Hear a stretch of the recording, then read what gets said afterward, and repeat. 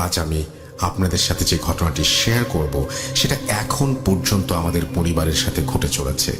Black magic এটা যে কত বড় ভয়ঙ্কর সেটা সবাই জানেন। আমাদের পরিবারের সদস্য 4 জন, আম্মা, আব্বা, আমি আর আমার বড় বোন। আমাদের 4 জনকে করা হয়েছে অনেক বড় কালো জাদু। আমার আম্মু অনেক আগে থেকেই অসুস্থ বোধ করেন, মাথা ঘোরে, বমি আসে, পেট ব্যথা করে, বিছানা থেকে উঠতে পারেন না। আমরা সাধারণ রোগ ভেবে তেমন কোনো পাত্তা দেইনি, অনেক ডাক্তার দেখিয়েছি, কিছুতেই কিছু হয়নি। এরপর এভাবেই দিন কাটতে লাগলো। কখনো ভাবিনি আমাদের জীবনে এত বড় ঘটনা ঘটতে থাকবে। কিছু বুঝতে পারিনি। এদিকে হঠাৎই আমার আব্বার প্রেশার আর ডায়াবেটিস বেড়ে যেতে থাকে, শরীরের শক্তি কমে যেতে থাকে, আমার নিজেরও বিভিন্ন সমস্যা হতে থাকে। এভাবে অনেক দিন চলে যায়, কিছুতেই কিছু হয় না। ধীরে ধীরে সবাই অনেক বেশি অসুস্থ হয়ে পড়ি। আমার আম্মু অনেক বেশি অসুস্থ হয়ে যায়, ঠিক মতো কিছু করতে পারে না, বিছানায় পড়ে থাকে। মহান আল্লাহ পাকের অশেষ রহমতে আমার নানি একদিন আমাদের বাসায় বেড়াতে আসেন। আমার নানি আবার বেশ শৌখিন। আমাদের বালিশ, কাঁথা আমার নানি নিজেই বানিয়ে দেন, ঠিক করে দেন আগের থেকেই। আমাদের বালিশের বয়স অনেক দিন হয়ে গেছে, পুরাতন হয়ে গেছে, তাই নানি ঠিক করলেন বালিশ থেকে তুলা বের করে নতুন তুলা দিয়ে বালিশ তৈরি করবেন। যথারীতি প্রথমে আমার আম্মুর বালিশটা খুলতে শুরু করলেন, কিন্তু ভাগ্যের কি পরিহাস, সেই বালিশের ভেতর থেকে বের হয় একটা সাদা কাগজে কুচি কুচি আরবিতে লেখা কুফরি কালাম, আর একটা কাগজে 5টা কি 6টা লাল কালি দিয়ে গোল করা ছিকলি। এটা দেখে আমার নানি চিৎকার করে ওঠে। সবাই ওইটা দেখে বিশ্বাস করতে পারে না। আম্মার এই অবস্থার কারণ সবাই বুঝতে পারে। এরপরও আরো ভয়ঙ্কর কিছু অপেক্ষা করছে যে ভাবতে পারিনি। সন্দেহ থাকাতে আস্তে আস্তে আমাদের বাসার সব বালিশই খোলা হয়। বিশ্বাস করেন, প্রত্যেকটা বালিশ থেকে বের হয় কুফরি কালাম। আমরা সবাই হতভম্ব হয়ে যাই। আমরা কখনো কারো ক্ষতি করিনি কোনোদিন, আমরা পরিশ্রম করে খাই, মধ্যবিত্ত পরিবার আমরা। এসব দেখে সবাই ভেঙে পড়ি, কান্নাকাটি করি। আমার আম্মু অজ্ঞান হয়ে যাওয়ার মতো অবস্থা হয়। আমার বালিশ থেকে পাওয়া যায় বিভিন্ন ছোট ছোট কাপড়ের টুকরা, আমার অনেক ছোটবেলার পুরনো গেঞ্জি, আর একটা কাপড়ের টুকরোতে পাওয়া যায় 1 চিমটি মাটি। আর আমার আব্বার বালিশ থেকে পাওয়া যায় পুরনো শার্টের টুকরো, লুঙ্গির টুকরো, গামছার টুকরো, 1 করা কাঠ, আরো ছোট ছোট বিভিন্ন টুকরো। আমার আপুর বালিশ থেকে পাওয়া যায় 3 পিসের কাপড়, পায়জামার কাপড়, বিভিন্ন টুকরা। এসব দেখার পর সবাই হতভম্ব হয়ে যায়। এই অবস্থায় আমার নানি গ্রামে একটা কবিরাজের খোঁজ করেন, আমাদের সবাইকে সেখানে নিয়ে যান। রাত 10টার পর কবিরাজ আসেন। সব কিছু দেখে কবিরাজ অবাক হয়ে যান, ভয় পেয়ে যান, আবার বলেন এগুলো খুব খারাপভাবে করা হয়েছে, এর সমাধান করতে সময় লাগবে, পুরোপুরি সমাধান হবেও না সেটা বলে দেন। দীর্ঘ 1 ঘন্টা ধরে কবিরাজ সব দেখে শুনে যা বলেন তা আজ পর্যন্ত আমি কখনো শুনিনি। 3টা চরিত্রের মানুষ দিয়ে এই কুফরি কালাম করা হয়েছে। 1 হচ্ছে হিন্দুতান্ত্রিক, 2 হচ্ছে জানোয়ার পালে যারা তাদের, এবং 3 হচ্ছে কোনো একজন মৌলানাকে দিয়ে।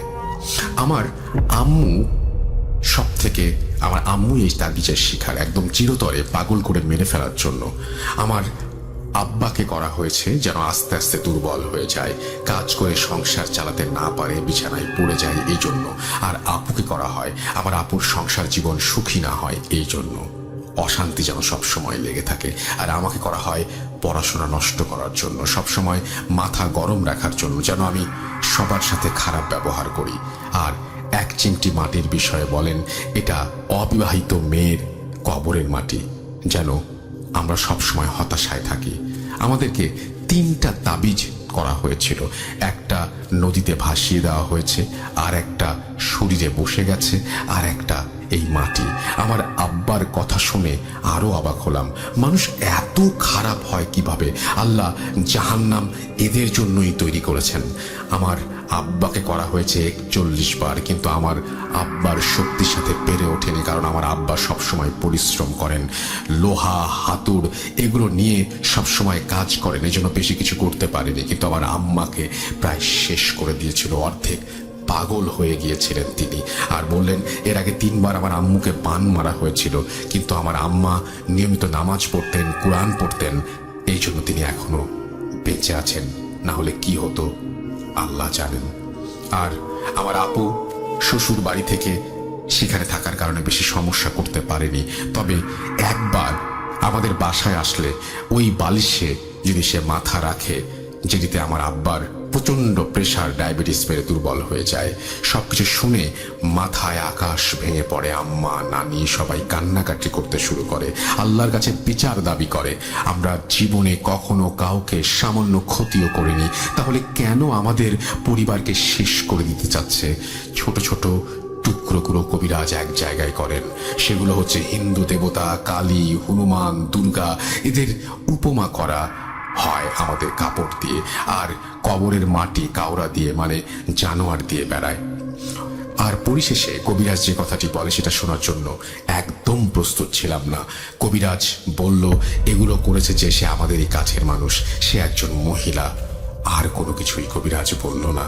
আমরা কিছুই ভাবতে পারলাম না।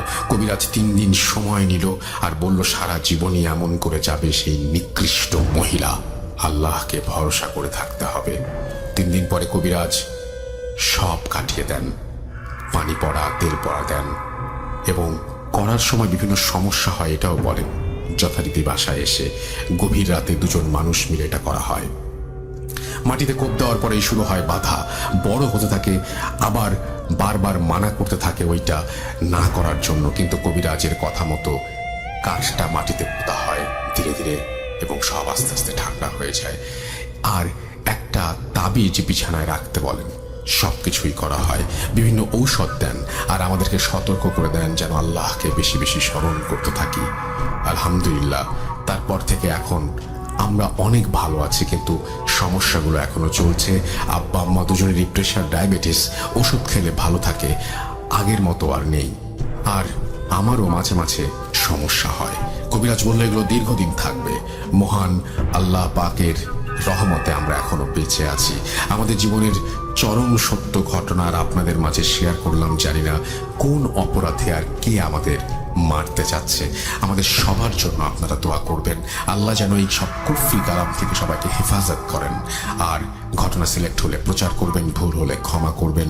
আমি মোহাম্মদ মনিরুল যশোর থেকে বলছি। অনার্স ফার্স্ট ইয়ারে পড়াশোনা করছি যশোরের কোনো এক কলেজে। ভালো থাকবেন সবাই। আরও একটা ঘটনা আমার কাছে আছে, সময় করে পাঠিয়ে দেব। তো এই ছিল ঘটনা, এবং আশা করছি যে এই ঘটনাটি আপনাদের অনেক বেশি ভালো লেগেছে। আমি শুধু এটুকু বুঝলাম না, যখন আপনারা এই জিনিসটা বাসায় নিয়ে এসে যখন আপনারা কাজ করছিলেন, মাটি কুপাচ্ছিলেন বা এরকম যে ঘটনাগুলো আপনারা বলছিলেন, সেই সময় আপনাদেরকে যে বাধা দিচ্ছিল সেটা আসলে কে বাধা দিচ্ছিল, কিভাবে বাধা দিচ্ছিল, কোন কোন ধরনের বাধা পাচ্ছিলেন, সেটা যদি আরেকটু ডিটেইলে আমাদের বলতেন তাহলে আরও বেশি ভালো হতো, এবং সেটা নিশ্চয়ই আপনি একদিন ইমেল করে আমাদের জানিয়ে দেবেন। কুফরি কালাম করা, কালো জাদু বা ব্ল্যাক ম্যাজিক যেটাই বলি না কেন, সেটা করা একটা জঘন্য অপরাধ। আমি জানি না মানুষ কোন স্বার্থে এই অপরাধ করে, কেন মানুষ মানুষকে এইভাবে কষ্ট দেয়, কেন মানুষ মানুষকে এইভাবে এক বিপদের দিকে ঠেলে দেয়। এবং যে সমস্ত মানুষ করছেন এই সমস্ত কাজ, তাদের তো পৃথিবীতে কোনো বিচার হয় না, কিন্তু যারা ধ্বংস হবার তারা চিরতরে ধ্বংস হয়ে যান। আল্লাহ তাআলা সবাইকে রক্ষা করুন এই ব্ল্যাক ম্যাজিকের কবল থেকে। আমরা চলে যাব আমাদের পরবর্তী ঘটনায়, তবে তার আগে আরও একবার জানিয়ে দেবো যেটা সবচেয়ে বেশি দরকার, সেটা হচ্ছে ইমেল অ্যাড্রেস russell.bhoot.com@gmail.com। আপনার নাম, ঠিকানা এবং ফোন নাম্বার সহ আপনার জীবনে ঘটে যাওয়া বা আপনার জানা সেরা ঘটনা লিখে পাঠিয়ে দেবেন আমাদের কাছে। ঘটনার শুরুতে অবশ্যই উল্লেখ করবেন যে ঘটনাটি আপনি স্টুডিওতে এসে শেয়ার করতে চান, নাকি আপনি চান আপনার ঘটনা আমরা পড়ে শোনাই। যারা দেশের বাইরে রয়েছেন তারা সরাসরি অডিও ক্লিপ পাঠাতে পারেন বা লিখেও পাঠাতে পারেন ঘটনাটি। আরেকটি কথা, 31 তারিখ হ্যালোইন উপলক্ষে একটা স্পেশাল এপিসোড করতে চাই। সেই স্পেশাল এপিসোডে আপনাদের ঘটনা পাঠাতে হবে এবং সেই ঘটনাগুলো খুব দ্রুত আপনারা আমাদের পাঠিয়ে দিন। সেই ঘটনা নিয়ে আমরা একটা স্পেশাল এপিসোড করতে চাই। অবশ্যই এই সপ্তাহের মধ্যে পাঠিয়ে দেবেন। আপনাদের সবাইকে আমন্ত্রণ জানাচ্ছি আমাদের পরের ঘটনায় এবং আশা করছি পুরোটা সময় আমাদের সঙ্গে থাকবেন।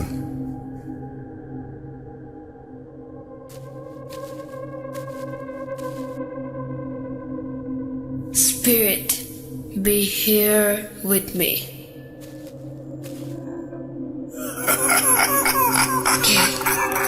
কে তুমি? Bhoot.com. The fear returns with Russell.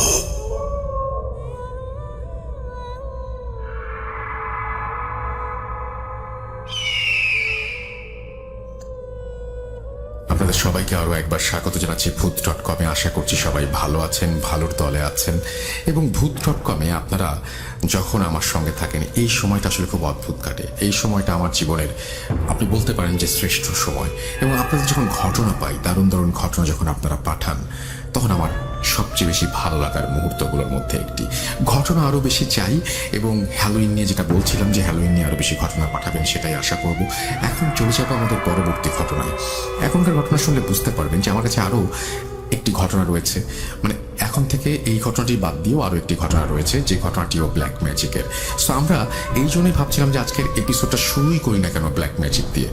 তো সেই চিন্তা থেকে আমাদের আসলে আজকের এই এপিসোডটি করা, এবং আশা করছি যে আপনাদের এই এপিসোডটি ভালো লাগবে। এবং আমাদেরকে মামুন পাঠিয়েছেন উত্তরা থেকে আরও একটি ব্ল্যাক ম্যাজিকের ঘটনা। ব্ল্যাক ম্যাজিক নিয়ে আমার আসলে বলার কিছু নেই। ব্ল্যাক ম্যাজিকে যারা ভুক্তভোগী তারাই শুধু জানেন জীবন কত কঠিন, জীবন কতটা বেশি মানে জঘন্য হতে পারে তাদের জন্য।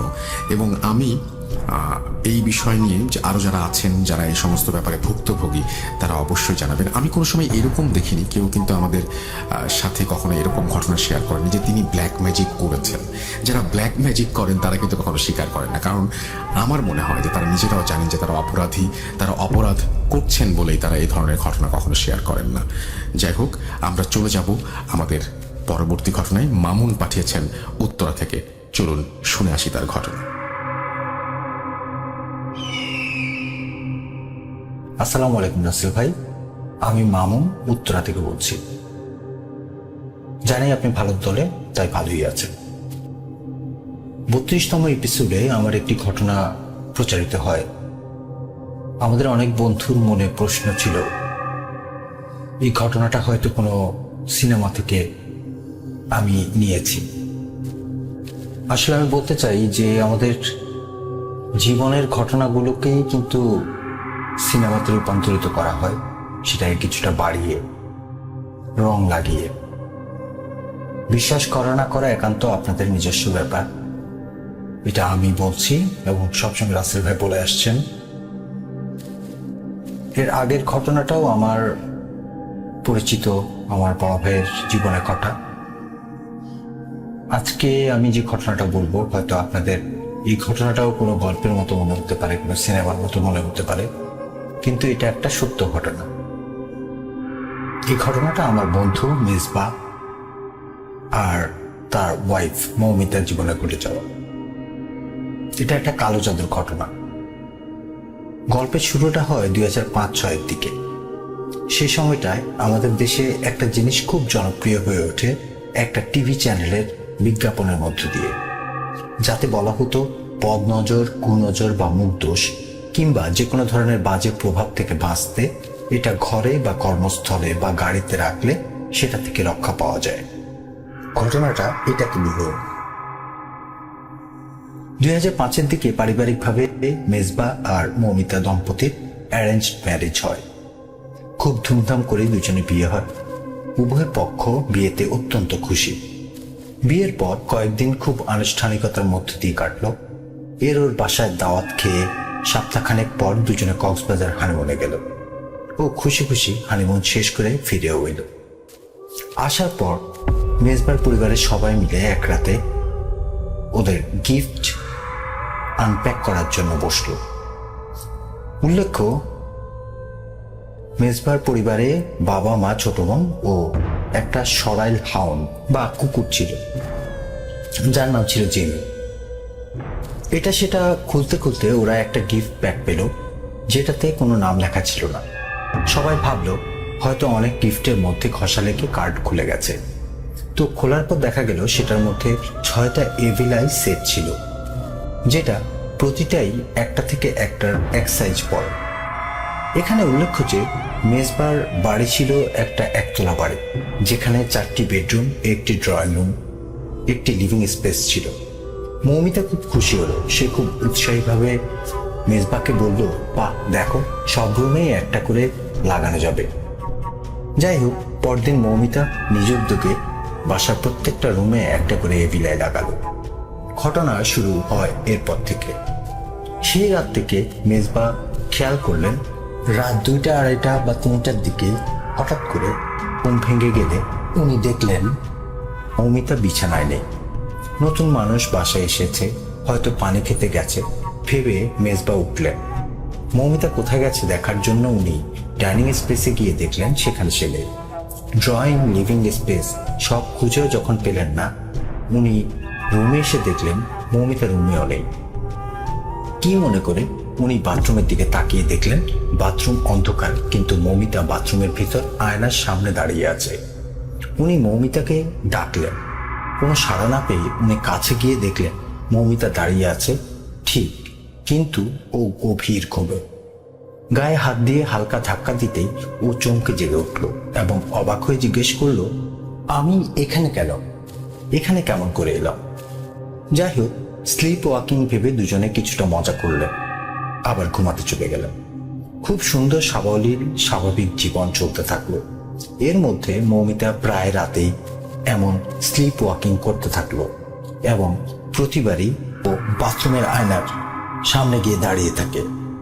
এর মধ্যে ওর আচরণে বেশ পরিবর্তন আসতে শুরু করলো।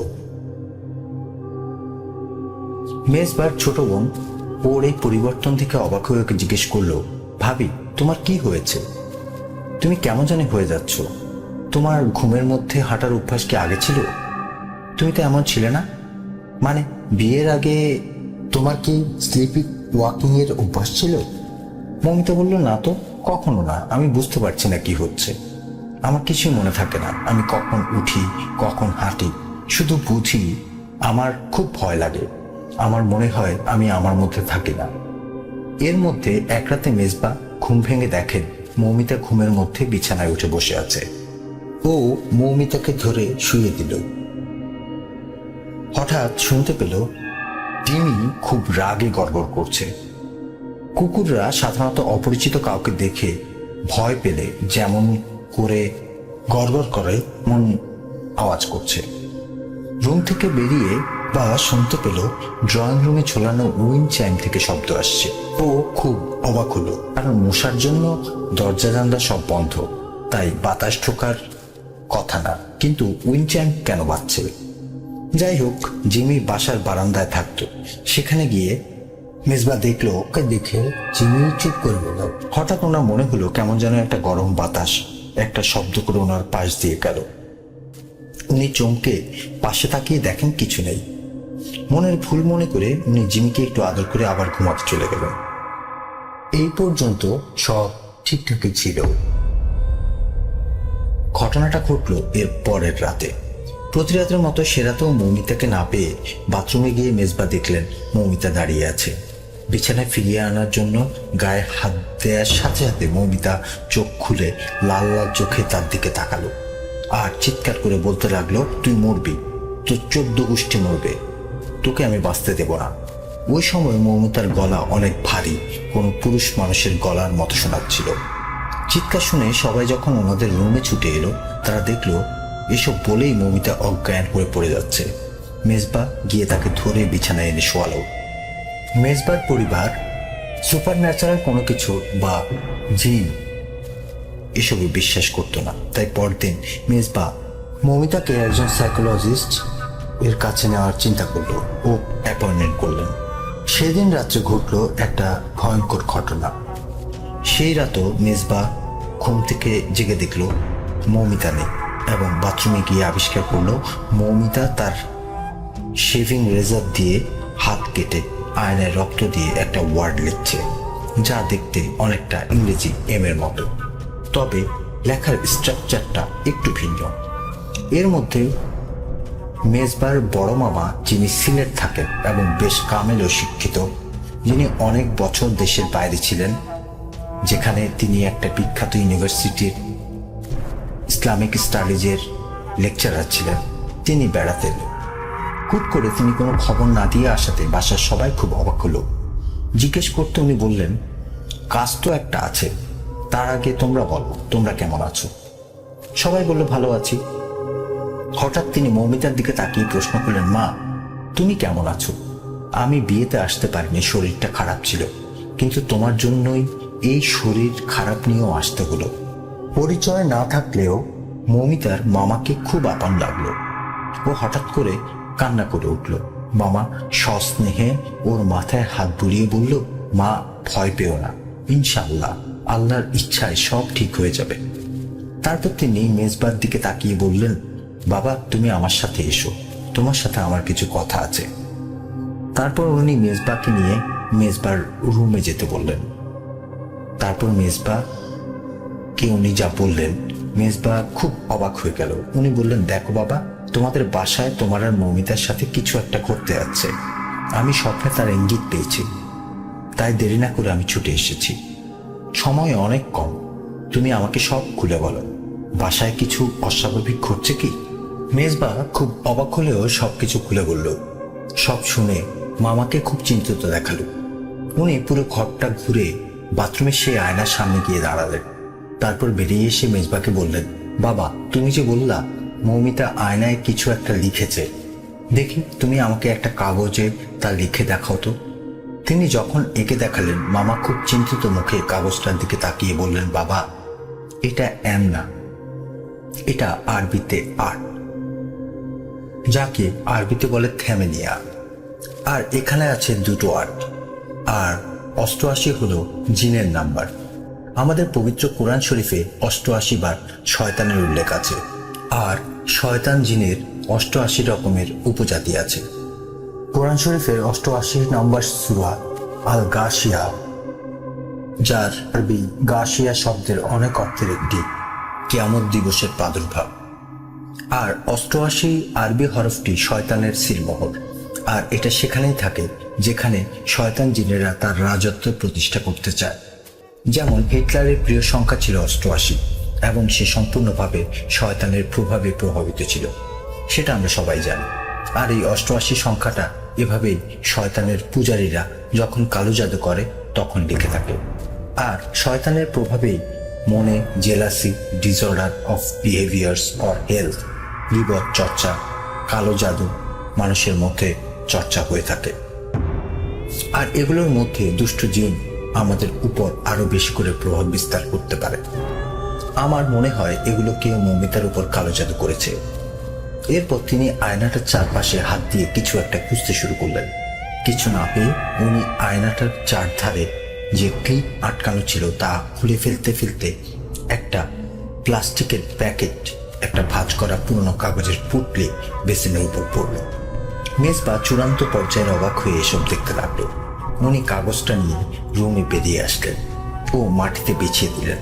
দেখা গেল সেখানে কিছু হিব্রু ভাষায় লেখা ও শয়তানের সেই ছাগলের শিংওয়ালা বিখ্যাত মূর্তিটা, সেটার ছবি আঁকা ও কিছু নকশা আঁকা। অবাক করা বিষয় হলো এখানেও 6টা চোখের ছবি আঁকা বিভিন্ন কোণায়, এবং মাঝখানে মেজবা আর মৌমিতার নাম লেখা, এবং একটা ফুলের টবের প্রতিকৃতি আঁকা। প্রতিকৃতিটি দেখিয়ে মামা বলল, এমন টব কি বাসায় আছে? মেজবার ছোট বোন চিৎকার করে বলল, এটা তো আমাদের বারান্দায় রাখা ফুলের টব। মামা বললেন, চলো আমাকে দেখাও। মামা সেখানে গিয়ে বিসমিল্লাহ বলে টবের গাছ তুলে টবের ভেতর হাত ঢুকিয়ে দিয়ে একটা পুটলি বের করে আনলো, যেটা দেখা গেল একটা ঘোড়ার নাল, দুটো গরু বা ছাগলের চোখ যেটায় রক্ত শুকিয়ে জমে আছে, মৌমিতার চুল, নখ, 2টা কাপড়ের পুতুল। মামা একটা ব্লেড চাইলেন। এরপর ব্লেড দিয়ে পুতুল দুটোকে চিড়ে ফেলতেই আরো 2টো প্লাস্টিক মোড়া কাগজের পুটলি বেরিয়ে এলো। ওই দুটো খুলতে দেখা গেল একটা হাতের ছাপের মধ্যে একটা চোখ আঁকা এবং একটার মধ্যে মেজবা ও একটার মধ্যে মৌমিতার নাম লেখা। হঠাৎ করে মামা উঠে দাঁড়ালেন এবং মেজবার রুমের দিকে গিয়ে যেখানে সেই চোখটা ঝোলানো ছিল সেটা দেখিয়ে বললেন, এটা এখানে কে ঝুলিয়েছে আর এটা কবে থেকে এখানে আছে?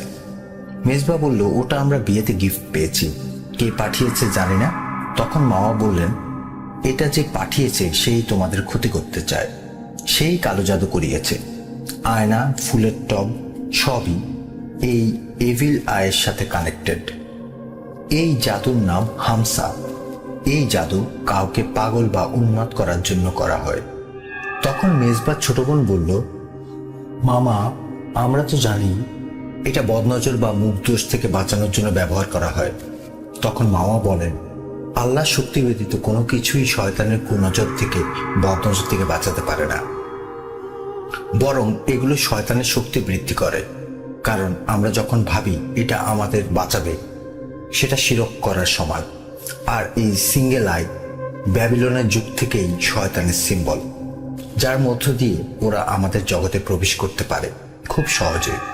যেই এটা পাঠিয়েছে না কেন, সে মৌমিতার খুব আপন কেউ, যে ছোটবেলা থেকে মৌমিতাকে চেনে। তখন মেজবা বলে উঠল, মামা আমরা তো তাবিজ, নখ, চুল সব পেয়ে গেছি, এখন কি করতে হবে? মামা বলল, বাবা যে এটা করেছে সে খুব শক্তিশালী, খারাপ জিনিস সেখানে পাঠিয়েছে। এখন একমাত্র আল্লাহ রাব্বুল আলামিন পারেন আমাদের হেফাজত করতে। তারা এখনো এখানে আছে এবং তারা খুব রাগান্বিত অবস্থায় আছে। আর তোমরা মনে করো না এই সব জিনিস কোনো মানুষ তোমাদের বাসায় রেখে গেছে। এটা দুষ্ট জিনেরাই এই ইভিলায়ের মধ্য দিয়ে এসে রেখে গেছে। এখন আমাদের যা করতে হবে খুব সাবধানে ও দ্রুত করতে হবে। মেজবা তুমি আমার জন্য একটা কাফনের কাপড়, কিছুটা কর্পূর, 6টা মোমবাতি আর কিছু আগরবাতি নিয়ে আসো। সন্ধ্যায় মাগরিবের পর মৌমিতাকে নিয়ে আমি রুকায়া করব। সন্ধ্যায় মামা, মেজবা, মৌমিতা, মেজবার বোন আর ওনার মাকে নিয়ে মেজবার রুমে গেলেন। ঘরের 4 কোণায় 4টা মোম জ্বালালেন আর বাথরুমের দরজার 2 পাশে 2টো। মৌমিতাকে লম্বা করে মেঝেতে শুয়ে পড়তে বলে উনি 4 জনকে কাফনের কাপড়ের 4 কোণা ধরে বুক সমান উঁচুতে ছালরের মতো করে দাঁড়াতে বললেন। এরপর উনি আগরবাতি জ্বালিয়ে দিতে দিতে বললেন, যাই ঘটুক কেউ রুম থেকে বের হবে না যতক্ষণ আমি না বলবো। তারপর কিছু দোয়া পড়ে কর্পূর কাফনের কাপড়ের উপর ছড়িয়ে দিতে হঠাৎ প্রচন্ড যন্ত্রণায় গোঙাতে থাকলো মৌমিতা। এরপর উনি কিছু পড়া পানি মৌমিতার গায়ে ছিটিয়ে দিতে সে চিৎকার করে আর্তনাদ করে উঠল আর বলতে থাকলো, তুই আমার কিছুই করতে পারবি না। তখন মামা বলল, যদি বাঁচতে চাস তো চলে যা। তারপর উনি ইশারায় কাফনের কাপড়টা কোমর সমান উচ্চতায় নামাতে ইশারা করলেন। নামাতেই মৌমিতা চিৎকার করে বলে উঠল, আমার শরীরে আগুন জ্বলে উঠছে। ও হাউমাউ করে কাঁদতে লাগলো। মামা বলল, যাবি কিনা বল। মৌমিতা পুরুষালী কণ্ঠে বলল, এই শরীর আমার, আমি একে না নিয়ে যাব না। মামা ইশারা করলো কাপড়টা হাঁটু সমান নামাতে। নামাতে শুরু করা মাত্র মৌমিতা তীব্র ব্যথায় চিৎকার করতে লাগলো। মামা বলল, যাবি? সে বলল, আমাকে যে পাঠিয়েছে আমি চলে গেলে সে আমায় মেরে ফেলবে। মামা বললেন, না গেলে তুই তো জানিস এই কাপড় মৌমিতার গায়ে পড়লে তোকে এমনিতেই মরে যেতে হবে, আল্লাহকে ভয় কর। এরপর মৌমিতার কণ্ঠস্বর ক্ষীণ হতে লাগলো। বলল, যাব যাব। মা বলল, তুই যে পথ দিয়ে এসেছিস সেটা ভেঙে দিয়ে তুই এখান থেকে সারা জীবনের জন্য চলে যাবি, আর যদি কখনো ফিরিস তাহলে তোকে আমি মেরে ফেলবো। মুহূর্তের মধ্যে বাথরুমের আয়নাটা ঝনঝন করে ভেঙে পড়ল আর মৌমিতা অজ্ঞান হয়ে গেল। এরপর থেকে মেজবা আর মৌমিতা আলহামদুলিল্লাহ আল্লাহর ইচ্ছা অনেক ভালো আছে। হয়তো আমার ঘটনাটা আপনাদের অনেকের বিশ্বাস হবে না, অনেকের মনে হবে এটা কোনো গল্পের ঘটনা, কিন্তু বন্ধুরা সত্যি এটা একটা সত্যি ঘটনা। বিশ্বাস করা না করা আপনাদের একান্ত ব্যাপার, কিন্তু এখানে মিথ্যা ঘটনা, বানোয়াট ঘটনা শেয়ার করার জায়গা না।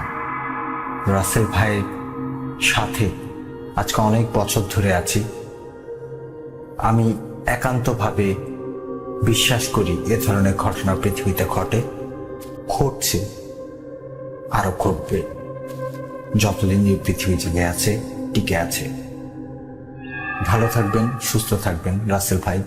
আবারও আপনাকে অসংখ্য ধন্যবাদ জানাই। যদি ভালো লাগে আমার এই ঘটনাটা সবার সাথে শেয়ার করবেন।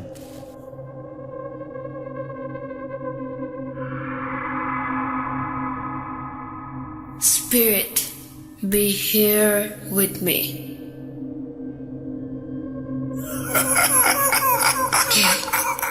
কে তুমি? Bhoot.com.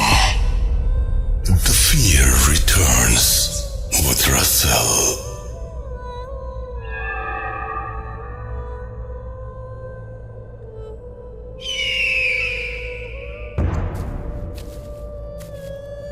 কিছু কিছু ঘটনা এত অদ্ভুত যে আমরা সন্দেহ প্রকাশ করি। আমরা ভাবি যে এই ঘটনাটিকে আসলে সত্যি, এমন কি হতে পারে। কিন্তু আমি সবসময় যে কথাটা বলি, এখনো সেটাই বলবো, যে বিশ্বাস করা বা না করাটা কমপ্লিটলি আপনার ব্যাপার। এতগুলো মানুষের সাথে যখন একই ধরনের ঘটনা ঘটে, তখন সেটা বিশ্বাস না করেই বা উপায় কি বলুন। ব্ল্যাক ম্যাজিক এক চরম সত্য, যা মানুষকে নানাভাবে অসুস্থ করে দেয়, জীবন থেকে পঙ্গু করে দেয়, এবং এটা একটা অভিশাপ বলতে পারেন।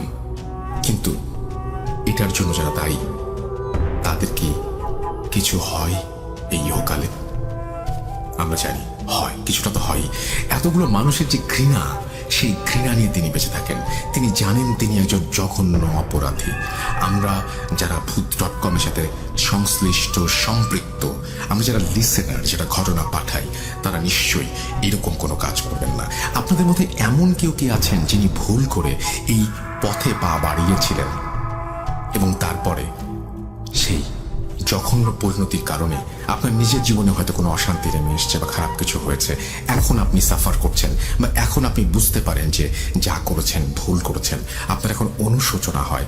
তাহলে শেয়ার করুন এবং আমাদের জানিয়ে দিন যে কোন ধরনের প্রবলেম আপনি এখন ফেস করছেন এবং কেন আপনি এখন অনুশোচনায় ভুগছেন।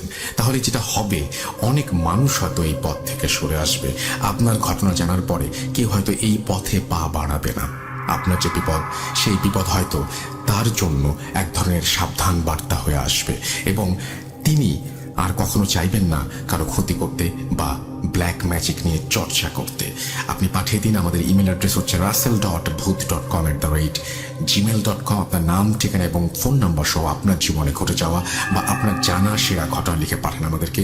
ঘটনার শুরুতে অবশ্যই উল্লেখ করুন যে ঘটনাটি আপনি স্টুডিওতে এসে শেয়ার করতে চান, নাকি আপনি চান আপনার ঘটনা আমরা পড়ে শোনাই। যারা দেশের বাইরে আছেন তারা সরাসরি অডিও ক্লিপ পাঠাতে পারেন বা লিখেও পাঠাতে পারেন ঘটনাটি। এটা কমপ্লিটলি আপনার ব্যাপার, এবং আশা করছি যে আপনি ঘটনা পাঠাবেন। আমরা অপেক্ষায় থাকলাম আপনার ঘটনায়। আমরা চলে যাব আরও একটি ব্ল্যাক ম্যাজিকের ঘটনায়।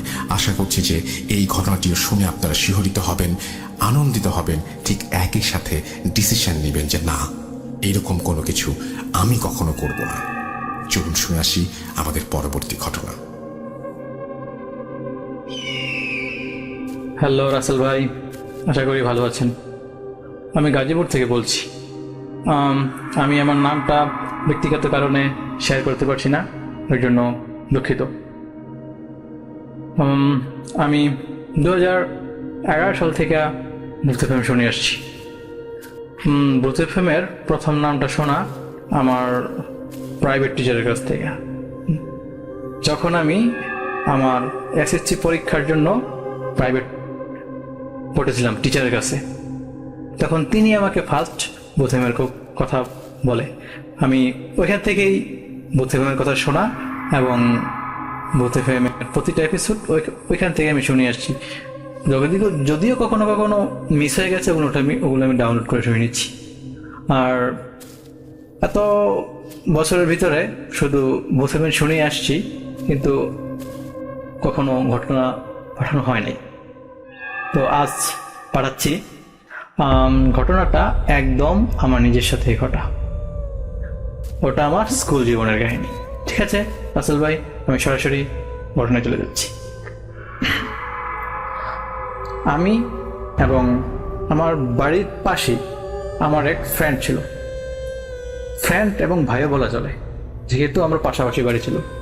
ফ্রেন্ড এবং ভাই, আমরা দুজনেই একই স্কুলে পড়তাম, একই ক্লাসে। তো আমাদের মধ্যে একটা কন্টেস্ট চলতো, লেখাপড়া হোক, খেলাধুলা হোক, সব বিষয়, যে কিভাবে ওকে আমি হারাবো, আমি জিতবো, লেখাপড়া হোক, খেলাধুলা হোক, সব বিষয়। তো যতই কন্টেস্ট হোক, ও আসলে আমার সাথে কখনো পেরে উঠতে পারে নাই। কিন্তু জানি না ওইটাই কি আমার জীবনের সত্যিকার ভুল ছিল কি না, জানি না। তো সে আমি একই স্কুলে পড়তাম, স্কুলে যেতাম, স্কুল থেকে আসতাম, স্কুল থেকে আসার পরে ওর সাথে আমার মিলামেশা ছিল। তো এভাবেই দিনকাল চলতে লাগলো। হঠাৎ করে আমি একদিন শুয়েছি, রাত্রেবেলা আমার ঘুম ভেঙে গেল। তখন আমার কাছে মোবাইল টোবাইল কিছু ছিল না, তখন আমি মোবাইল ইউজ করি না। তো আমি হঠাৎ করে দেখতে পারলাম যে আমার ঘরের ওই পাশে লাইট জ্বলছে একটা বাতি। আমি হঠাৎ করে বললাম যে এখানে লাইট জ্বলছে কেন? ভাবলাম হয়তো আমার বাবা অনেক রাজ্যে কাজ করতো, আমি ভাবছি হয়তো বাবা ওখানে কাজ করছে। কিন্তু আমি ওখানে একটা ছায়া দেখতে পেলাম।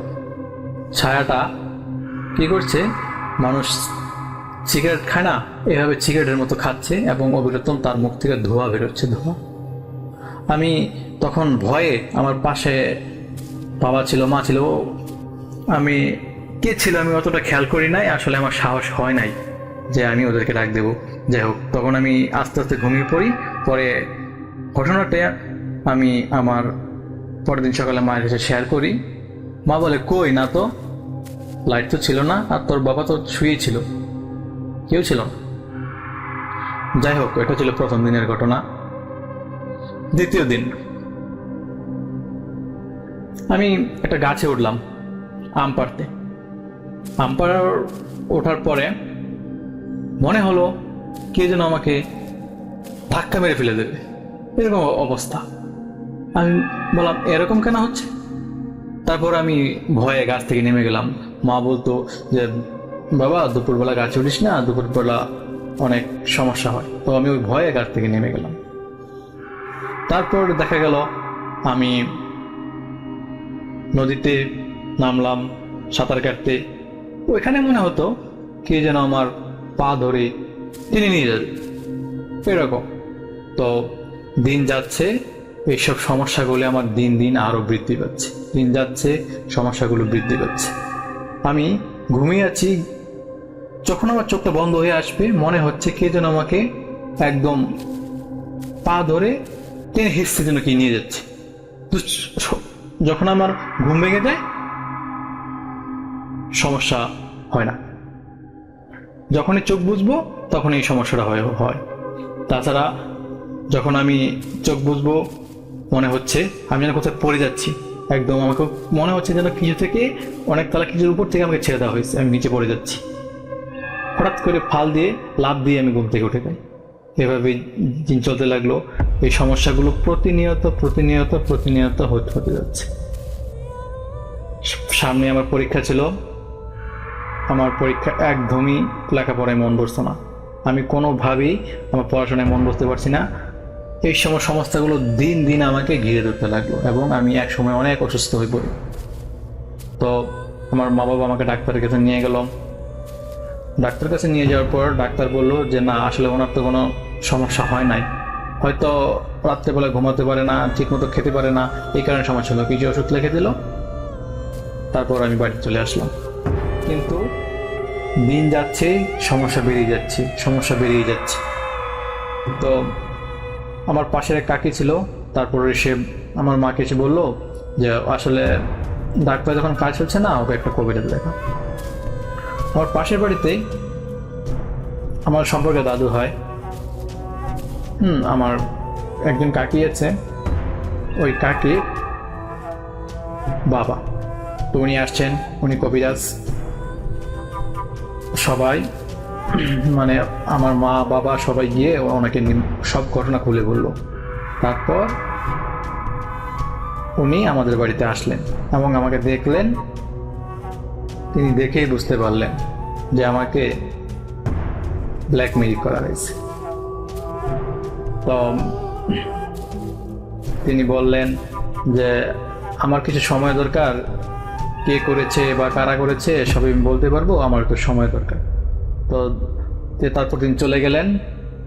পরের দিন রাত 9টার দিকে তিনি আসলেন আমাদের বাড়িতে। আসার পর তিনি কি যেন কি বললেন আমাকে, মানে বললেন একটু ঝাড়বে। তারপর তিনি কি কি বললেন এবং ঝাড়লেন, কিছু নিয়মকানুন পালন করলেন। তারপর তিনি একটু ধ্যানের মতো বসলেন।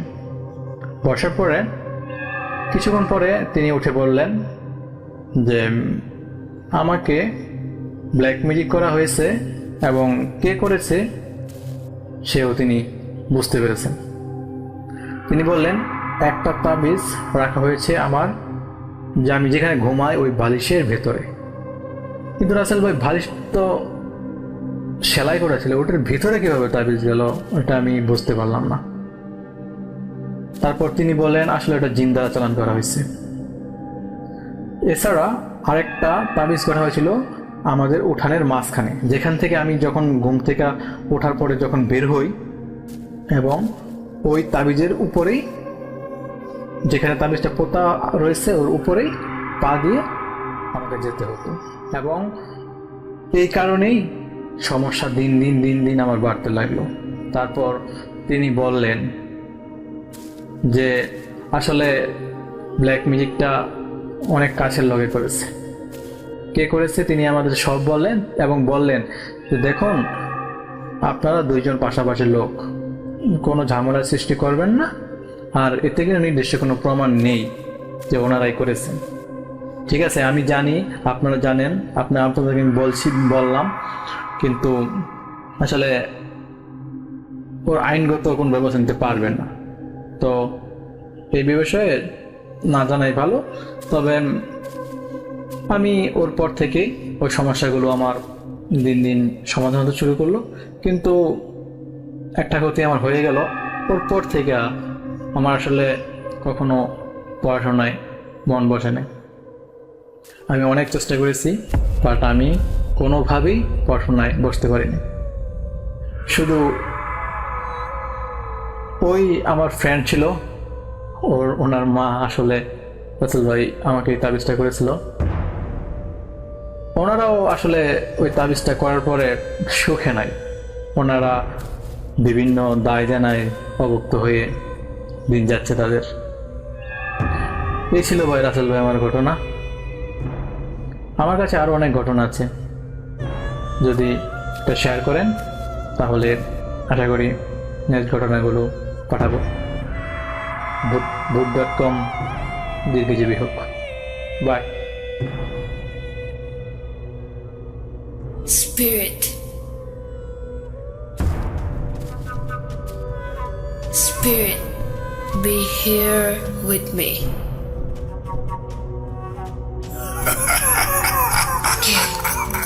কে তুমি? Bhoot.com. The fear returns with Russell.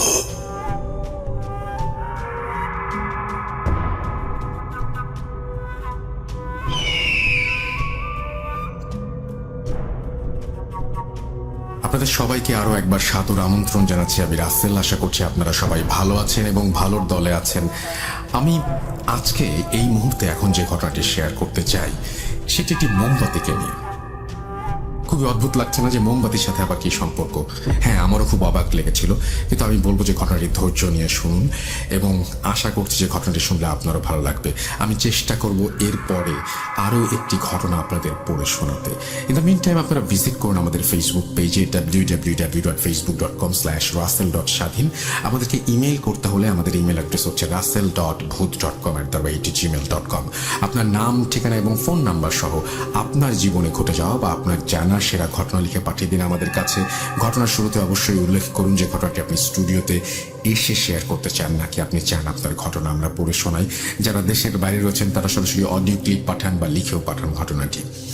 আমি চাই যে আপনারা আরও বেশি পার্টিসিপেট করুন এবং স্বাস্থ্যবিধি মেনে চাইলে আমাদের স্টুডিওতে আসতে পারুন, যেহেতু আপনারা জানেন যে আমাদের ভূত.com-এর একটা নিজস্ব স্টুডিও আছে এবং সেটা আপনাদের জন্যই তৈরি করা হয়েছে। আপনারা এখানে এসে আপনাদের ঘটনা শেয়ার করবেন সেই জন্যই, এবং আশা করছি যে আপনারা আসতে উৎসাহিত হবেন। অবশ্যই যদি কোনো অস্বস্তি থাকে তাহলে আসবেন না, কারণ পরিস্থিতি আমাদের সেটা সাপোর্ট করে না। এবং সেই সাথে আমি এটুকু আপনাদের বলতে চাই যে আপনারা যারা চান যে আমরা লাইভ করতে চাই, যদি লাইভে অংশগ্রহণ করতে চান, আমরা লাইভ শো শুরু করতে চাই খুব তাড়াতাড়ি, ধরেন আমি যদি বলেন যে আমাকে যে তাহলে আমি কালকে থেকেও শুরু করতে পারি, সেই জন্য যেটা করতে হবে সেটা হচ্ছে আপনাকে জানাতে হবে যে আপনি স্টুডিওতে আসতে চান কিনা, কারণ লাইভ শো করতে হলে তো আপনারও স্টুডিওতে আসাটা জরুরি এবং আসতে হবে আপনাকে শোয়ের সময়, কারণ এখান থেকে আমরা লাইভ করব। তো যাই হোক, আশা করব যে আপনারা সেটাতে রাজি হবেন এবং আপনারা অনেকেই উৎসাহিত হবেন আসতে। আমাদের এরকম প্ল্যান ছিল এবং সেটা আমরা এখন এক্সিকিউট করতে পারছি বলে আমাদের খুব ভালো লাগছে, প্রচণ্ড আনন্দও হচ্ছে। এবং সেটা হচ্ছে এরকম একটা সময় যখন হ্যালোউইনের মাস। তবে তার আগে আপনাদের কনফার্ম করতে হবে আমাকে যে আপনারা চান এই স্টুডিওতে এসে আমাদের সাথে ঘটনা শেয়ার করতে। এখন কিন্তু পুরো ব্যাপারটা আপনাদের ওপরে। জানান আমাকে কারা কারা আসতে চান স্টুডিওতে, জানান আমাকে কারা কারা এখানে এসে ঘটনা শেয়ার করতে চান। আমরা চলে যাব আমাদের পরবর্তী ঘটনায়, মোমবাতি নিয়ে যে ঘটনাটি সেটি আমরা এখন শুনে আসব। আসসালামু আলাইকুম রাসেল ভাই, কেমন আছেন? আশা করি ভালো আছেন, কারণ আপনি সবসময় ভালোদের দলেই থাকেন। আমার নাম শিহাব আহমেদ। আমার গ্রামের বাড়ি কুমিল্লা জেলার চান্দিনা থানার চান্দিয়ারা গ্রামে। আমি থাকি কুমিল্লা ক্যান্টনমেন্টের বাংলা বাজারে। আজকে আমি আপনাদের মাঝে যে ঘটনাটি শেয়ার করব সেটি কালেক্ট করে আমার খালাতো ভাই তামিম তার ফ্রেন্ডের খালাতো বোনের দেবরের সাথে ঘটনাটি ঘটেছিল। ঘটনাটি আসলে ঘটনা বলা চলে না, এটা তার সাথে প্রতিনিধি করত। ঘটনাটি ঘটে শুরু হয় সেই 2008 সাল থেকে। 2008 সালে একদিন তিনি সন্ধ্যা 7টার দিকে তার চাচার বাড়িতে যাওয়ার সময় পথে একটি নারকেল গাছ পড়ে। সেই নারকেল গাছে তাকিয়ে লক্ষ্য করলো দীর্ঘ 7 থেকে 8 ফুট একটি লম্বা মোমবাতি নিজে নিজে গাছ থেকে নিচের দিকে নামছিল। সেই মোমবাতিটি নিজে নিজে আগুন জ্বলতো এবং নিভত। এটা দেখার পর তিনি নিস্তব্ধ হয়ে যান এবং তখন তিনি কোনো দিকেই মুভ করতে পারতেন না, তিনি জায়গায় স্টপ ছিলেন। ঠিক সেইভাবে 10 থেকে 15 মিনিট পরে নিজে নিজে শরীর ঠিক হয়। তারপর তিনি মুভ করতে পেরেছিলেন এবং তিনি সেদিন প্রচন্ড রকমের ভয় পেয়েছিলেন। বিষয়টি তিনি কারো কাছে শেয়ার করেননি। তার পরের দিন আসর নামাজের পরে যখন ওই রাস্তা দিয়ে ফিরছিলেন তখন তার গায়ে আগুনের হাওয়া লাগছিল, কিন্তু সেদিন বৃষ্টি ছিল, বৃষ্টির মধ্যেই আগুনের হাওয়া লাগছিল। এর কারণে তিনি সেখানেই দাঁড়িয়ে গিয়েছিলেন। 10 থেকে 15 মিনিট পরে আস্তে আস্তে সেটা ঠিক হয়ে যায়। তিনি স্থানটি ত্যাগ করেছিলেন সাথে সাথেই। ওই দিন আর কিছু ঘটেনি তার সাথে। ঠিক তার পরের দিন সন্ধ্যায় যখন ওই রাস্তা দিয়ে ফিরছিলেন, এটা তার মুখোমুখি হয়ে যায়। যখন তার মুখোমুখি হয়ে যায় তিনি সাথে সাথে অনেক জোরে চিৎকার করেন, কিন্তু তার চিৎকার যেন 2.5 ফিটের বাইরে যায় না। তখন ওই মোমবাতি দৌড়ে পালিয়ে যাওয়ার সময় টিনের সাথে ধাক্কা লেগে যায়। টিনের সাথে ধাক্কা লেগেই ঝিঝি পোকা হয়ে গিয়েছিল তখন। এই ঘটনায় এলাকায় জানাজানি হয়ে যায়। যখন জানাজানি হয়ে যায় লোকেরা গুজব মনে করে, ওরা বলাবলি করে যে সাইমন বোধ হয় পাগল হয়ে গিয়েছে, হয়তোবা সে স্বপ্ন দেখেছে। এই ঘটনার সপ্তাহখানেক পরে যে টিনের সাথে ধাক্কা লেগেছিল সেই বাইরের এক ভদ্রমহিলা তাকে ডেকেছিল। ডেকে বলে, ভাই, তোমার সাথে যে ঘটনাটি ঘটেছিল প্রথমে আমি কিন্তু বিশ্বাস করিনি, কিন্তু আমি নিজে সেটা দেখলাম। যখন দেখলাম তখন ঘরে কোনো ইলেকট্রিসিটি ছিল না, পুরো ঘরটাই চাঁদের আলোয় আলোকিত হয়েছিল। এখন ভাই কি করা যায়? তখন সাইমন ভাই বলল, এটার সাথে আমি প্রতিনিয়তই কথা বলতে থাকি, কিন্তু তাকে আমি কখনো সরাসরি দেখিনি। মহিলাটি তাকে জিজ্ঞাসা করে যেই জিনটা সেটা কি ছেলে নাকি মেয়ে? তখন তিনি বলেন, এটা একটা ছেলে। এটা আমার অনেকভাবে হেল্প করতে চায়, কিন্তু আমি তার কাছ থেকে কোনো হেল্প নিইনি, কারণ সে যদি তার প্রতিদান স্বরূপ আমার কাছ থেকে কিছু চায়। আমরা ছিলাম 4 ভাই 1 বোন, তো আমি ভেবেছিলাম যদি কখনো সে আমার কাছ থেকে কিছু চায়, আমার পরিবারের কাকে চায়, কিংবা ভবিষ্যতে যদি আমি বিয়ে করার পর আমার ছেলে মেয়ে চায়, তাহলে তো আমি তাকে দিতে পারবো না। তো তাদের সাথে যদি কথা উলটপালট হয়ে যায়, তখন কিন্তু তাদের সাথে আমাদের মানব জাতির কিন্তু বিরাট রকমের ক্ষতি হয়ে যায়। তো সেই কারণে আমি চাইনি তার কাছ থেকে কোনো হেল্প নেওয়ার জন্য। এরপর থেকে প্রতিনিয়ত তিনি ওর সাথে কথা বলতেন। যখন তার বন্ধুদের সাথে হাঁটাফেরা চলাফেরা করতেন, তখনও তার সাথে কথা বলতেন। যখন তার সাথে কথা বলতেন, তখন সে দেখতে পেত, কিন্তু তার বন্ধুরা ওই মোমবাতিটিকে দেখতে পেত না কখনো। তো সেটা ভেবে তার বন্ধুরা ভাবলো যে সে পাগল হয়ে গিয়েছে, সে পাগলের ন্যায় আচরণ করছে। তো এর কারণে তিনি এলাকায় 6 থেকে 7 মাসও পাগল হিসেবে আখ্যায়িত ছিলেন। যখন এলাকায় ঘটনাটি ভালোভাবে জানাজানি হয়ে যায়, তার কাছে অনেকেই আসছিল সাহায্য নেওয়ার জন্য। তিনি কখনো কাউকে সাহায্য করেননি। তিনি বললেন যে তোমরা যে আমাকে যেটা ভাবছো, আমি আসলে তা না। আমি ওর কাছ থেকে কোনো হেল্প নিইনি, নেওয়ার চিন্তা ভাবনাও নাই। সো আমার কাছ থেকে এসে এই ব্যাপারে কোনো হেল্প না চাওয়াটাই বেটার। তো তিনি এই বিষয়ে কাউকে কোনো হেল্প করেননি। পরবর্তীতে তিনি সেই মোমবাতিটি তার কাছ থেকে মুক্ত হওয়ার জন্য আবদার করল।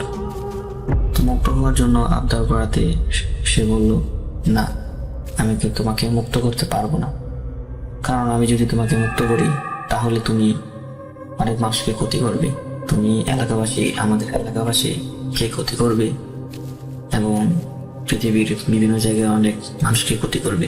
তো আমি এটা চাই না, আমি তোমাকে মুক্ত করতে পারবো না। তখন তাকে আশ্বস্ত করলো যে না, আমি কাউকে কোনো ক্ষতি করব না এবং কোনো মানুষকে কোনো কিছু করবো না, তুমি আমাকে দিতে পারো, আমি তোমার কাছে ওয়াদাবদ্ধ হলাম। তো এটা শোনার পর তিনি বললেন, আচ্ছা ঠিক আছে, আমি তোমাকে মুক্ত করে দিব, কিন্তু কিভাবে? এটা শোনার পর তিনি বললেন যে সোনার উপর পানি দিয়ে এই জায়গাটাকে ছিটিয়ে দিতে হবে সুন্দর করে চারদিকে, এবং গোলাপ জল আতর দিয়েও ছিটিয়ে দিতে হবে। সে কাজটা করতে হবে রাত 12টার দিকে, এবং কেউ যাতে এই কাজটি করার সময় টের না পায় এবং দেখতে না পায়। এই শর্ত শোনার পর তিনি রাজি হয়েছেন, বললেন যে আচ্ছা ঠিক আছে, আমি সেটা করব এবং ইনশাল্লাহ আমি তোমাকে মুক্ত করব। এটা বলার পর একদিন সময় পরে তার সুবিধা মতো একদিন সে সবকিছু নিয়ে গেল, যত ইনস্ট্রুমেন্ট প্রয়োজন ছিল, গোলাপ জল, আতর, সোনার উপর পানি এবং আগরবাতি এবং মোমবাতি নিয়ে গিয়েছিল। ওইখানে নেওয়ার পর একটা জায়গায় মোমবাতিটি রাখি, আরেকটি জায়গায় আগরবাতিগুলো এবং গোলাপ জলগুলি রাখছিল। রাখার পর হঠাৎ করে তিনি যখন কাজটি করতে যাবেন, এক লোক প্রস্রাব করতে সে জায়গায় চলে আসে, এই জায়গার কাছে। এটা দেখে তিনি লুকিয়ে ফেলেছিলেন। লুকিয়ে ফেলার পর আর দেখতে পায়নি ওই ভদ্রলোকটি। যখন তিনি ওই স্থানটি ত্যাগ করলেন, তার নিজের ঘরে ঢুকে ফেললেন, তখন তার 15 থেকে 20 মিনিট পরে তখন ওই স্থানে তিনি আবার প্রবেশ করলেন। 15 থেকে 20 মিনিট পরে প্রবেশ করার কারণ হচ্ছে, যখন একজন মানুষ ঘুম ভাঙে এবং ঘুমাতো মিনিমাম 15 থেকে 20 মিনিট সময় লাগে প্রপার ঘুমটা আসার জন্য, এবং যাতে তিনি কোনোভাবেই টের না পান সেই ব্যবস্থা গ্রহণ করার জন্যই তিনি 15 থেকে 20 মিনিট পরে সেই স্থানে চলে আসেন। ওই স্থানে তিনি প্রবেশ করলেন তার ইনস্ট্রুমেন্টগুলো নিয়ে। তাকে যে যে জিনিসগুলো নিয়ে কাজ করার কথা ছিল, তো সেই যে জিনিসগুলো নিয়ে প্রবেশ করলেন। তো প্রবেশ করার পর তিনি তার কথা মতো পানি ছিটিয়ে দিয়েছিলেন, সোনার উপর পানি ছিটিয়ে দিয়েছিলেন, গোলাপ জল এবং আতর ছিটিয়ে দিয়েছিলেন সেইখানে। দেওয়ার পর আগরবাতি ধরিয়ে দিয়েছিলেন এবং 4 কোণে 4টি মোমবাতি ধরিয়ে দিয়েছিলেন। তিনি মোমবাতিটি নিয়েছিলেন কারণ তাকে যাতে কোনো ক্ষতি করতে না পারে, তো সেই কারণে তিনি 4 কোণে 4টি মোমবাতি ধরিয়ে এবং একটি বৃত্ত কেটে ওইখানে এর ভিতরে মোমবাতিগুলি রাখেন। এবং আমাদের ইসলাম ধর্মের মধ্যে আমাদের নবী করিম সাল্লাল্লাহু আলাইহি ওয়াসাল্লাম কিভাবে গা বন্ধ করতে হয় সে দোয়া শিখিয়ে দিয়ে গেছিলেন। তো সেই অনুযায়ী তিনি সেভাবে তার গাটা বন্ধ করে নেন। বন্ধ করার পর তিনি তাকে বললেন যে তুমি যেভাবে যা বলছিলে আমি সেভাবে করে দিয়েছি, এখন তুমি কি করতে চাও? সে বলল তিনি যে রাস্তাটি দিয়ে যাবেন সেখানে অনেক পাতা পড়ে এবং আবর্জনা জমে আছে। সে আবর্জনাটি জমে থাকার কারণে তিনি এর উপর দিয়ে যেতে পারবে না। তো তাকে একটি ঝাড়ু দিয়ে সেই জায়গাটি পরিষ্কার করে দেওয়ার জন্য বলা হলো। তো তিনি বললেন আচ্ছা ঠিক আছে, আমি পরিষ্কার করে দিব।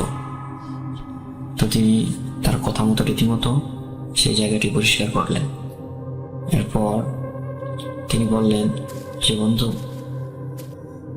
আমাকে যদি মুক্ত করতে চাও তাহলে তুমি তোমার মন থেকে দোয়া করতে হবে এবং পড়তে হবে সূরা ফাতিহা 1 বার, সূরা ইখলাস 4 বার, সূরা ফালাক 1 বার, সূরা নাস 1 বার।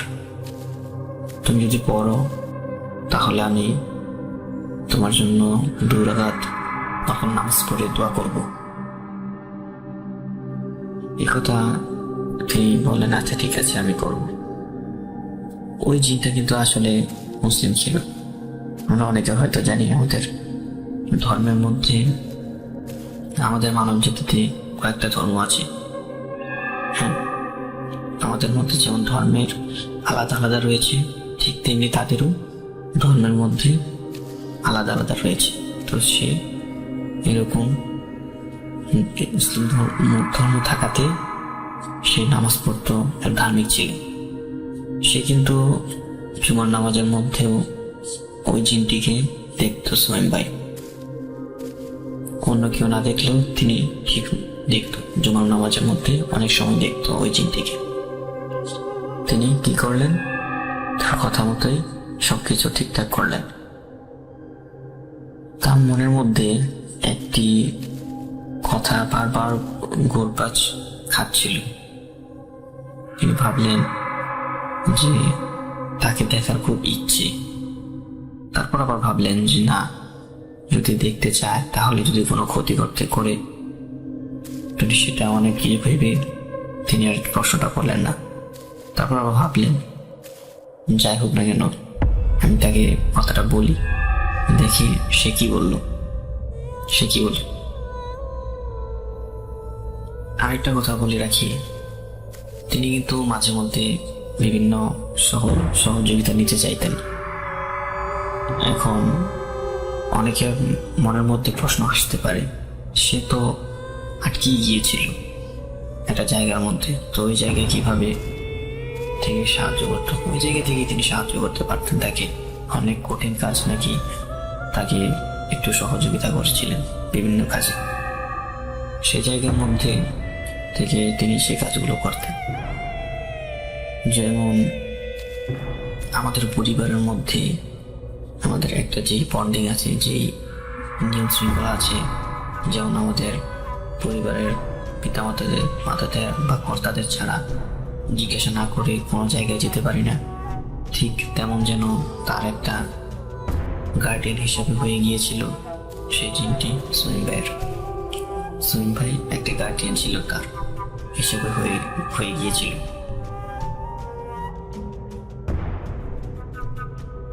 তখন তিনি উপলব্ধি করলেন যে তিনি কাজটা ঠিক করেননি।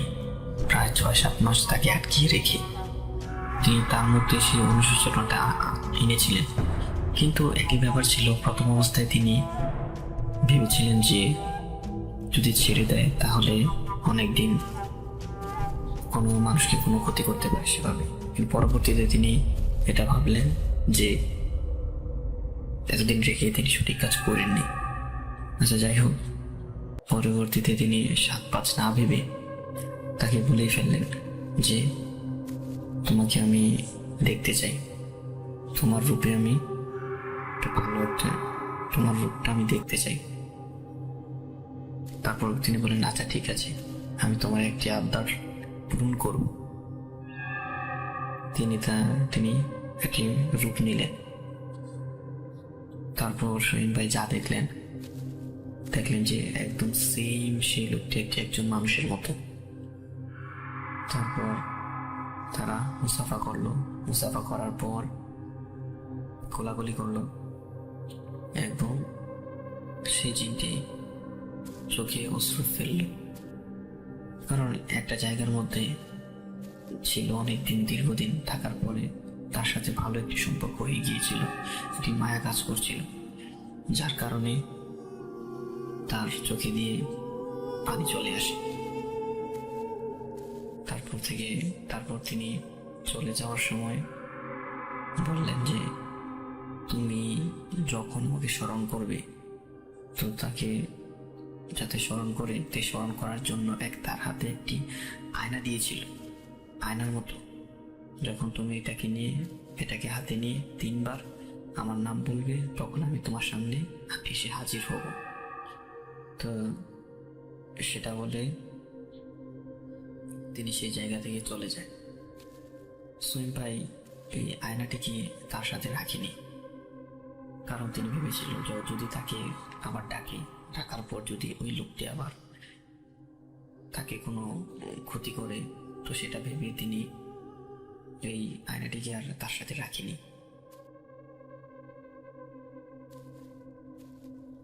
তিনি আয়নাটিকে তার সাথে রাখেনি এই কারণেই। তো তিনি পরবর্তীতে উপলব্ধি করতে পারলেন যে আসলে তার আয়নাটি রাখা উচিত ছিল, কারণ আয়নাটি রাখলে তার সাথে যদি যোগাযোগ করতে পারতেন পরবর্তীতে, তাহলে হয়তো অনেক কাজ তিনি করতে পারতেন, অনেক গরিব দুঃখীদের তিনি সাহায্য করতে পারতেন, এটা ভেবেছিলেন। তো এ ছিল প্রাথমিক স্টেজের ঘটনা। তারপর বিয়ের আগে তার আর কোনো ঘটনা ঘটেনি। 2012 সালে তিনি বিবাহবদ্ধ আবদ্ধ হন। তো সেটা এরপরে তার সাথে ঘটেছিল আর কি অন্যরকম ঘটনা। তো সেই ঘটনাটি আমি ইনশাল্লাহ আগামী সপ্তাহে আপনাদেরকে সেন্ড করব, যদি রাসেল ভাই এই ঘটনাটি আপনি প্লে করেন। এটি একদম সম্পূর্ণ সঠিক ঘটনা। সো বিয়ের পরে তার যে ঘটনাটি ঘটে তার মধ্যে অনেক ক্লাইম্যাক্স রয়েছে। যদি এই ঘটনাটি প্লে করেন তাহলে আমি পরবর্তীতে ওই ঘটনাটি সেন্ড করব। তো আশা করি ভালো থাকবেন। সবাইকে শুভকামনা রইল। আসসালামু আলাইকুম।